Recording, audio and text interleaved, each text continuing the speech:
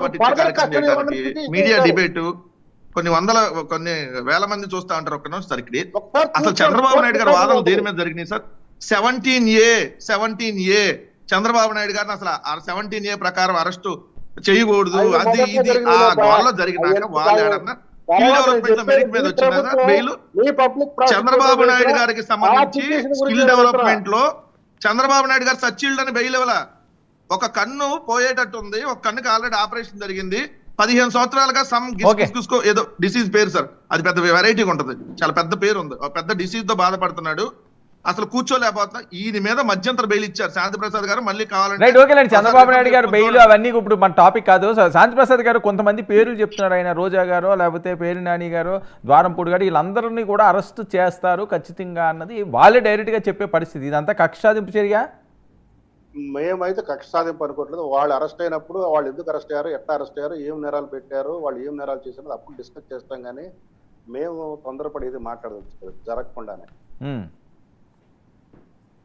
So వాళ్ళైతే ఏం భయపడే పరిస్థితి లేదు అని చెప్తున్నారు. మరోపక్క జగన్మోహన్ రెడ్డి గారు వెంట్రుకు కూడా పీకలేరు, ఇంకా కాసుకోండి అంటున్నారు.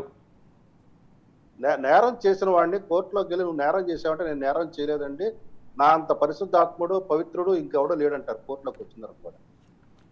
శిక్ష చేసేవారు కూడా అట్లానే మాట్లాడతారు. వాళ్ళ హక్కు అది, మాట్లాడుకోనివ్వండి, దానికి నేను తప్పు పట్టాలి.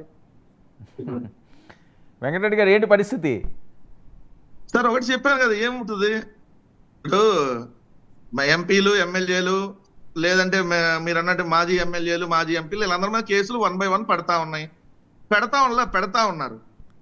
అది దాని మీద 10 రోజులు డిస్కషన్ అయిపోతుంది. సూపర్ 6 కానీ దాని మీద ఎవరు డిస్కషన్ ఉండదు, వాటి మీద ఉండదు. మళ్ళీ ఇంకో 10 రోజులు అయినాక ఇంకోటి జత్వాని ఆ బోటు, విజయవాడలో బోటు, అదే 2 లక్షల మంది చచ్చిపోతున్నారు, కూల్ చేశారు sir.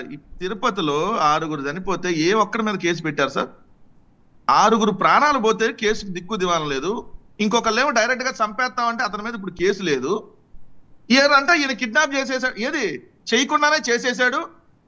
Already SC ST case, ఒక SC ST కేసు పెడితే అతనే ఒప్పుకున్నాడు. ఏమని? అసలు నేను లేనండి బాబా ఆ సీన్ లో, నేను ఆ రోజు కార్యాలయం మీద దాడి జరిగేటప్పుడే నేను లేను, కాకపోతే మా కార్యాలయం మీద దాడి కాబట్టి నేను కంప్లైంట్ ఇవ్వడానికి వెళ్ళాను. నేను ఆయన మా కార్యాలయం మీద దాడి జరిగింది కాబట్టి నన్ను కంప్లైంట్ ఇవ్వండి, నేను కంప్లైంట్ ఇవ్వడానికి వెళ్ళాను, కానీ నన్ను SC ST అని చెప్పి దూషించారని చెప్పి తప్పుడు కేసులు పోలీసులు నమోదు చేశారని క్లియర్ గా చెప్తున్నారు. నిన్నగాక మొన్న కూడా సార్ పోలీసులకు సంబంధించి హైకోర్టు ఏ విధంగా చివాట్లు పెడతా ఉందో చూశారు.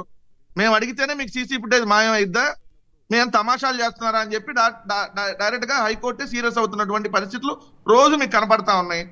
మరి వీళ్ళు పెడితే తప్పుడు కేసులని కాకేంటి? సో వీటిని ఎదుర్కోవటం సార్ ఇప్పుడు చెప్పట్లేదా? కొన్ని రోజులు యాక్టివ్ ఉండలేమేమో, ఎందుకు టీవీల పరంగానో ఇంకోటి పరంగానో కేసులు పెడితే ఆ బెయిల్ మీద బెయిల్ కోసం తిరగటాలు, జైల్లో ఉంటాలు, కొన్ని రోజులు వచ్చిన రెస్ట్ ఇట్లా ఉంటది కాబట్టి కొన్ని రోజులు పార్టీ యాక్టివిటీస్ దూరంగా ఉంటారు అంతే తప్ప తర్వాత ఓ నెల పోయినాక మళ్ళీ వచ్చేందుకంటే రెట్టింపుగా పోరాడతారు. ఈసారి మేమే కాదు సార్, మా కుటుంబ సభ్యులందరూ పోరాడతారు వచ్చి. రెట్టింపు ఉత్సాహంతో మేము ముందుకు వస్తాం, దీనికి భయపడే లేదు, మొత్తం కుటుంబాలు కూడా రోడ్డు ఎక్కుతాయి, మిమ్మల్ని రోడ్డు ఎక్కిస్తాం అంటున్నారు శాంతి ప్రసాద్ గారు. సరే మంచిది, ఎక్కనివ్వండి. ఏది ఇంటూరు రవి గారి భార్య ఎక్కినట్టుగా ఎక్కనివ్వండి గారు, మాకు అభ్యంతరం లేదు. కానీ తిరుమల తొక్కిసలాట గురించి మన సోదరుడు మాట్లాడాడు, దానికి బట్టి సమాధానం చెప్పాలి. ఎవరి మీద కేసులు పెట్టలేదు అన్నాడు. అక్కడ ఏంటంటే విచారణ కమిషను మాజీ హైకోర్టు జడ్జి గారితో వేయటం జరిగింది. మాజీ హైకోర్టు జడ్జి గారు అక్కడ ఏం జరిగింది, ఎవరిది యొక్క విధి లోపాలు ఉన్నాయి, అందులో ఇది తొక్కిసలాటకి కారణం ఎవరైనా నిర్ధారణ జరిగిన తర్వాత ఆయా వ్యక్తుల మీద కేసులు ఉంటాయి. అంతేగాని సంఘటన జరగడానికి కేసులు పెడతానికి బాధ్యత ఎవరిది అనేది అక్కడ పూర్తవలసిన అవసరం. కాదు శాంతి ప్రసాద్ గారు, మీరు తెలుసు గోదావరి పుష్కరాల కేసు ఏమైంది, 29 మంది చనిపోతే కమిషన్ వేసి 3 సంవత్సరాల తర్వాత కమిషన్ ఎంక్వైరీ చేసి పాపం మీడియాది దోషం భక్తులది అని తెచ్చారు. ఇట్లానే ఉంటాయి ఇవన్నీ మనం చూడనయ్యా, లేదా నాకంటే మీరు పెద్దోళ్ళు ఇంకా మీరు రోజు చూడనయ్యా? అక్కడ చిన్న ఎక్కువ మెలుకుంది సార్ వెంకటరెడ్డి.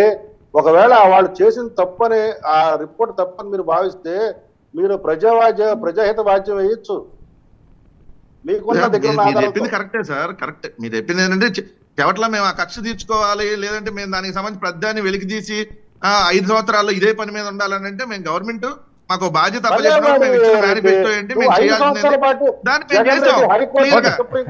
హైకోర్టుకి సుప్రీంకోర్టుకి 200 సార్లు రైట్, ఓకే అండి, ఓకే ఓకే వరల్డ్ రికార్డు అవును సరే, సార్, ఓకే మీలాంటి- ఓకే మీలాంటి సరే వాళ్ళు ఓకేనండి, అది ప్రభుత్వం వేరే కేసులు సబ్జెక్ట్. ఏం చేయాలి? ఓకే ఓకే, ఒక్క అక్కడ నిమిషం మీలాంటి టాపిక్ ప్రభుత్వం డైవర్ట్ కేసులు అవుతుంది. వెయిట్ వేస్తా వెయిట్ వెయిట్ ఉంటే ఖాళీ ఉన్నప్పుడు ఏ చేయడానికి నిర్ణయం ఏమి? తీసుకున్నా మీరు కోర్టులకు వెళ్తున్నప్పుడు ఏం చేస్తారు? రైట్, ఖచ్చితంగా ఓకే ఓకే వెళ్ళాల్సిందే ఓకే కదా, నేను కూడా. టాపిక్ డైవర్ట్ అవుతుంది. అయితే వంశీని అయితే ఇప్పుడు రిమాండ్ ఖచ్చితంగా పంపిస్తారు. ఫర్దర్గా బెయిలా ఏంటి అన్నది వచ్చే అవకాశం ఎంత ఉన్నది అన్నది కొద్దిగా సస్పెన్సే అంటారా శాంతి ప్రసాద్ గారు? బెయిల్ వచ్చే ఛాన్స్ ఎంతవరకు ఉంది చెప్పండి. బెయిల్ అయితే వెంటనే రాదండి, ఓకే రైట్, అది మటుకు నిర్ధారణగా చెప్పగలం. Hmm. అంటే ఉన్న సెక్షన్లు బట్టి, ఓకే వాటి తీవ్రత బట్టి. అంటే అంత బలమైన సెక్షన్లు పెట్టారనమాట. అయితే గట్టిగానే రానికూడదని అంత బలమైన సెక్షన్లు పెట్టి వేధిస్తున్నామని ఒప్పుకుంటున్నందుకు ధన్యవాదాలు. చేసిన నేరాన్ని బట్టి సెక్షన్లు పెడతారబ్బా, అంతేగాని అవును, ఇప్పుడు ఆయన మర్డర్ చేశాడు, లేదంటే లేని crime లో లక్ష్మి అనే పోలీసులు మహిళని పరిగెత్తి చంపేస్తానని తర్వాత ఫోన్ suspend చేశాడు. అవడాలు అటువంటివి ఉండవు. కాదండి, నేను ఫోన్ కాదు. కట్టడి క్రైమ్ లో ఆయన పోలీసులు మీ IPS పార్టీ కిరణ్ లాగా అరెస్ట్ కాదండి, చేసి ఆయన మీ తీసుకొచ్చి పార్టీ కిరణ్ లాగా 40 రోజుల పాటు లక్ష్మికి జైల్లో ఫోన్ చేసి పెట్టి లక్ష్మి చివరికి కాదు మళ్ళీ కదా, మీ ఎవరైతే పార్టీ కేసు కిరణ్ లాగా పెట్టారో లక్ష్మికి ఫోన్ వాడు చేసి ఈ IPS నేను ఆఫీసర్లు చంపేస్తాను, జైల్లో 40 రోజులు బెయిల్ మీద ఉండదు బయటకు బాధ్యత. వస్తానన్నాడు. బలమైన సెక్షన్లు పెట్టడానికి ఏం చేశాడండి? బలమైన సెక్షన్లు పెట్టారు సార్, మీరే చెప్పండి. మీ పార్టీ నాయకుడు లాగా ఇప్పుడు చంపేస్తానంటే మీరు అన్నట్టుగా అమ్మ ప్రాణహాని ఎప్పుడైనా చంపేస్తాడు. ఆల్రెడీ సీసీ ఫుటేజ్ లో కూడా ఆ వ్యక్తి ఉన్నాడు.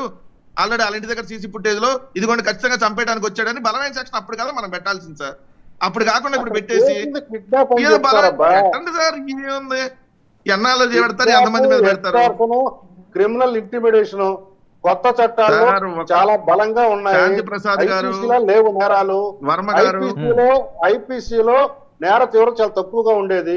ఇవే సెక్షన్లకి నేర తీవ్రత చాలా తక్కువగా ఉండేది ఐపీసీ అయితే.